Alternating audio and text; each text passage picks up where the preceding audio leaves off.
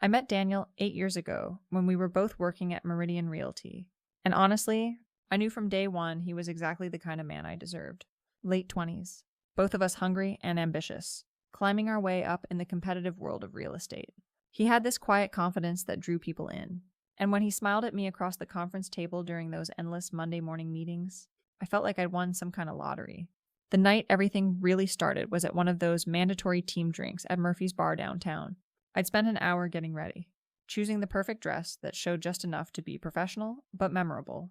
And when Daniel offered to buy me a drink, I knew this was my moment. We talked for hours that night, and I remember thinking how perfect we were together. Two successful people who understood ambition, who wanted the same things from life. By the time he walked me to my car, I was already planning our future in my head. Dating Daniel was like living in one of those romantic comedies where everything just clicks perfectly. We had the same taste in restaurants, the same weekend plans, the same 5-year goals. I loved how other women looked at me when we walked into a room together. Daniel was the kind of man who turned heads, and I was the one on his arm. Our colleagues started calling us the power couple of the office. And God, I lived for that recognition. When he took me to Napa for our 6-month anniversary, I knew he was thinking about marriage just as much as I was. We moved in together after a year, and I loved everything about our life, the modern downtown apartment, the dinner parties with other successful couples, the way people envied what we had built together. When he proposed after 2 years, with a ring that made my friends actually gasp when I showed them, I felt like I'd achieved everything I'd ever wanted. I was going to be Mrs. Daniel Harrison, married to a man who matched my ambition and understood my worth.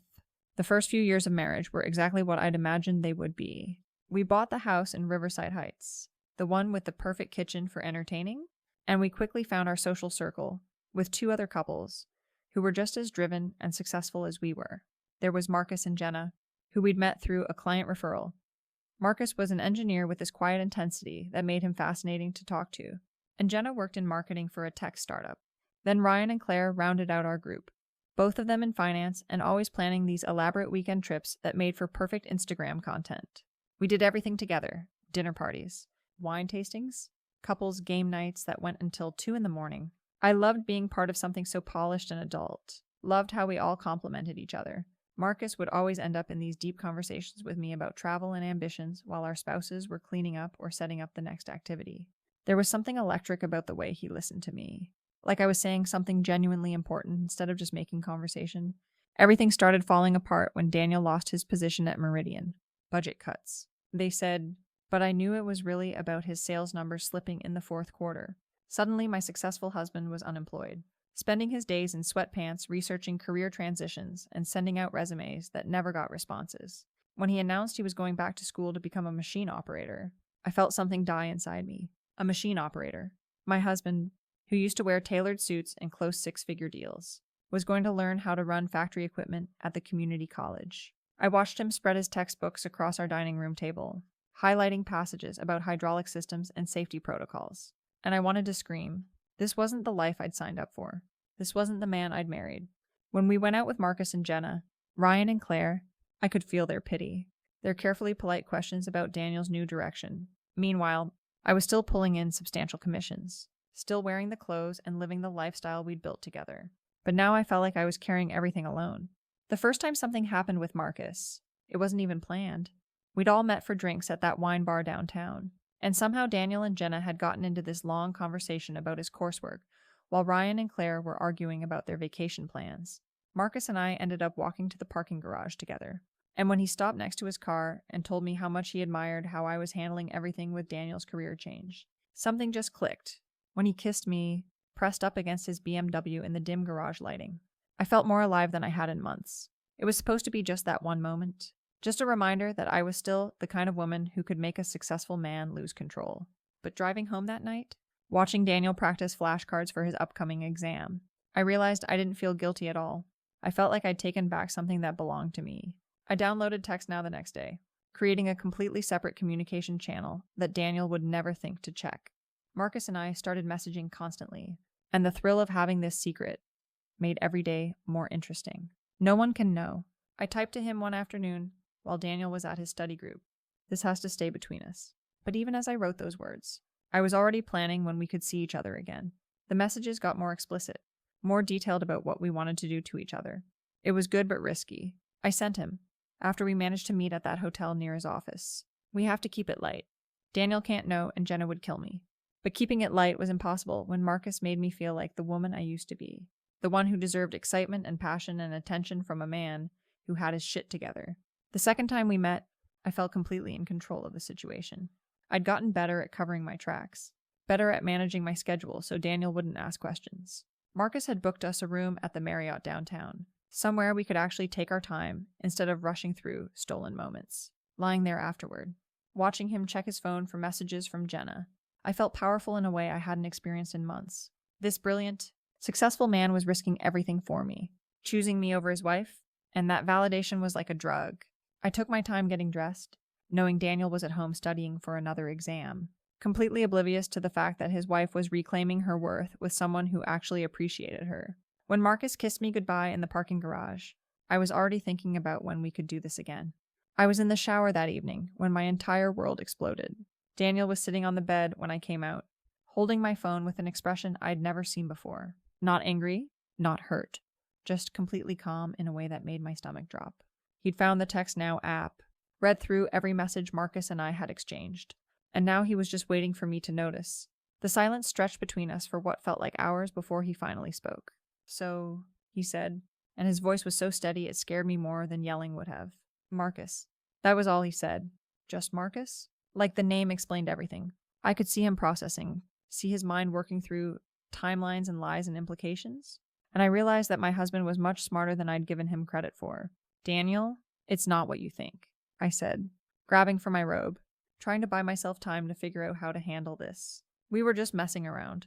It wasn't serious. The words sounded pathetic, even as I said them. But what else could I do? Tell him that Marcus made me feel alive in ways he never had. That I was tired of being married to someone who highlighted textbooks instead of closing deals. Daniel just sat there, still holding my phone, still wearing that terrifyingly calm expression. I kept waiting for him to explode, to start screaming or throwing things, because that I could handle. That would make me the victim of his overreaction. But this quiet, methodical Daniel was someone I didn't know how to manipulate, and that scared the hell out of me. What happened next was worse than any screaming match could have been. Daniel stood up, pocketed my phone, and told me he was going to call Jenna, not ask me questions, not demand explanations, not give me a chance to minimize what had happened. He was going to call Jenna and show her the messages, because she deserved to know. I begged him not to, told him we could work this out between us, that destroying 2 marriages wasn't going to solve anything. But he was already dialing, already walking downstairs to have a conversation that would ruin everything I'd built with our friend group. Within an hour, he'd also called Ryan and Claire, calmly explained the situation, and effectively ended the social circle that had been such a huge part of our lives. I sat on our bed, listening to him make those calls. And I realized that my husband wasn't the pushover I thought he was. He was strategic, and he was thorough, and he was going to make sure everyone knew exactly what had happened. The next few weeks were a nightmare of awkward encounters and careful avoidances. Jenna wouldn't return my calls, and when I finally ran into her at the grocery store, she looked right through me, like I was invisible. Ryan and Claire sent a polite text declining our invitation to their annual barbecue, and I knew our couple friends were never going to be our couple friends again. Daniel moved into the guest room and started meeting with a lawyer, discussing asset division and alimony with the same calm efficiency he'd shown the night he'd confronted me. I kept waiting for him to break down, to beg me to work things out, to give me the chance to explain that I'd just made a mistake. Instead, he treated our divorce like a business transaction, documenting everything and building a case that somehow made me look like the villain in our story. The alimony settlement was the final insult. Daniel's lawyer had somehow convinced the court that my affair constituted abandonment of the marriage. And combined with the disparity in our current incomes, I ended up having to pay him monthly support, me paying him like he was some helpless victim who couldn't take care of himself. I signed those papers feeling like the entire legal system had conspired against me, like everyone was determined to punish me for finding a moment of happiness in a marriage that had become boring and stagnant. Daniel took the settlement money and used it to finish his training program, eventually landing a job at a manufacturing plant that actually paid better than I'd expected. Meanwhile, I was left trying to rebuild a social life from scratch, explaining to new people why my marriage had ended without sounding like the bad guy in my own story. The months after our divorce were some of the darkest of my life. Dating was a disaster because somehow word had gotten around about what had happened, and men in our social and professional circles treated me like I was toxic. I'd go on first dates that seemed promising, only to never hear from the guy again. And I started to suspect that people were talking, sharing stories about the woman who'd cheated on her husband with their friend's husband. The isolation was crushing, and I found myself spending most evenings alone in my new apartment, wondering how everything had gone so wrong so quickly. The only person who understood what I was going through was Marcus, who was dealing with his own divorce and social exile. We started meeting for coffee, then dinner, then spending entire weekends together, and gradually I realized that maybe this was how it was supposed to work out. Maybe all the drama had just been clearing the path for us to be together properly. When Marcus and I decided to make our relationship official, I felt like I was finally taking control of my own narrative. We'd both been through hell because of other people's overreactions, and we deserved to find happiness together. Yes, it had started as an affair, but we were both divorced now, both free to be with whoever we chose. The fact that people were still gossiping about us, still treating us like pariahs, just proved how small-minded and judgmental our former social circle had been. Marcus understood me in ways Daniel never had, appreciated my ambition and my strength instead of taking them for granted. When we started appearing together at public events, holding hands and acting like the couple we'd always been meant to be, I felt vindicated. This was what real love looked like, not the comfortable roommate situation I'd settled for with Daniel. A few weeks ago, Jenna apparently reached out to Daniel for coffee, probably to compare notes about how terrible Marcus and I were for moving on with our lives. I heard about it through mutual acquaintances who seemed to think I'd be upset about my ex-husband meeting with my boyfriend's ex-wife. The whole thing was ridiculous, like we were all still in high school instead of being adults who'd made adult decisions about our relationships. I could picture them sitting there, probably at some trendy coffee shop, talking about how they'd been wronged and how Marcus and I were terrible people for finding each other. The irony was that they were probably bonding over their shared victim status, building a friendship based on their resentment of us, while Marcus and I were actually building something real and meaningful together.